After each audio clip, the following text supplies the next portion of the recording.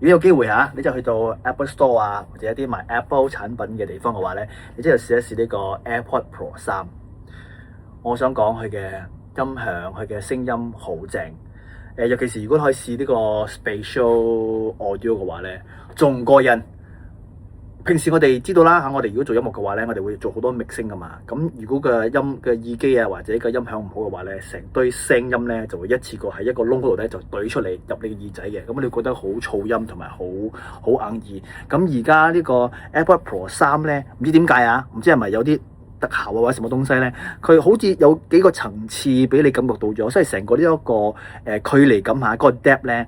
好 surrounding 啊！咁尤其是呢個 spatial audio 咧，佢感覺上好似有一班 band 喺你面前，而家咧就係打緊音樂，即係喺度炸緊歌。之後咧，如果你懟過嚟懟右啊懟左嘅話咧，佢就好似搬去成個唔同嘅位俾你聽。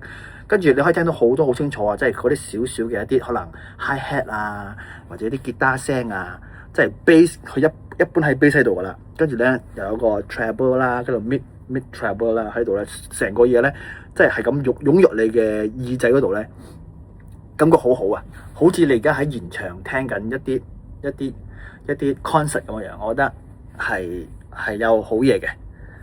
我覺得我諗應該係加強咗啊，可能加埋呢個晶片咧，所以佢成個嗰個層次 feel 啊，嗰個質感咧係好強烈下嘅。佢成個嘢湧過嚟你嘅耳仔，我覺得總之成圍繞住喺呢個地方啦，跟住你。左右擺咧嗰個喐動咧，唔知點樣去形容啊！我諗你真係如果有機會去到 Apple Store 或者啲賣 Apple 產品嘅地方咧，你真係要試一試，懟落去嚟聽一聽嗰個聲音。